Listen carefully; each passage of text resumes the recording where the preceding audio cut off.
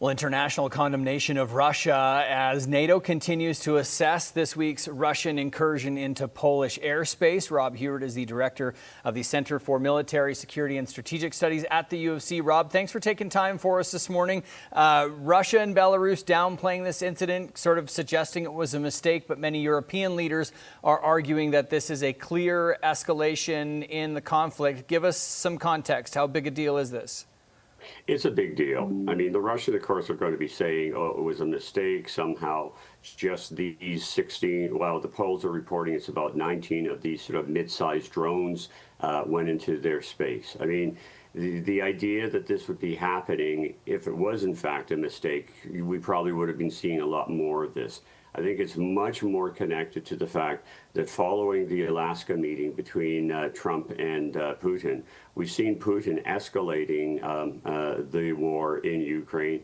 And many are starting to suggest it's because he seems to understand that Trump is not going to provide that serious of a backing for the NATO Europeans and for the Ukrainians in the war. Yeah, and we'll talk in a moment about what that could mean for this conflict going forward. But first, let's get into Article 4, NATO's Article 4 invoked by Poland. What does that mean and how significant is that? It's a significant action. It's, of course, less than Article 5, which says we have to all pull together because one of the members have been attacked. Article 4 gives a requirement to meet to discuss a security breach or security issue suffered by one of the members. We've seen this done in the past. There's been Turkey used it several times when there were incursions into Turkish space during the Syrian civil war. But it's serious in this context because what this is going to be forcing all of the NATO members to do, and that includes Canada and the United States, is that we're going to have the Poles saying we have to get very serious in terms of our anti-air defenses against the Russians, and that by its very nature is a push for greater solidarity amongst the NATO allies.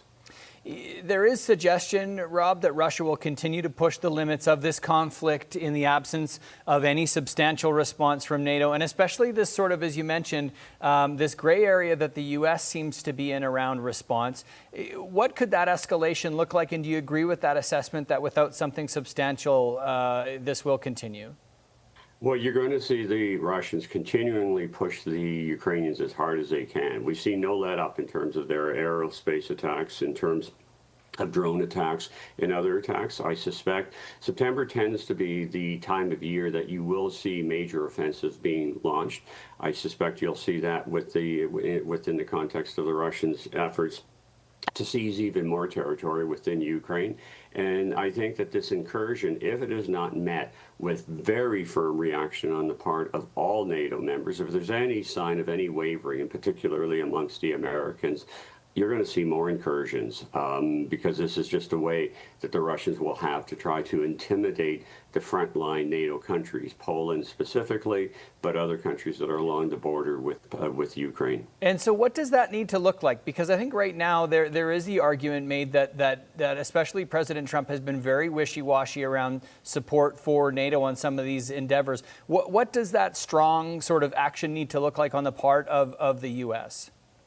Well, if the U.S. gets up, we saw, for example, the ambassador to Poland, U.S. ambassador in Poland, did text that they stood with Poland. But then again, what does that exactly mean? We need to see the United States at the forefront saying, Russia, this is unacceptable.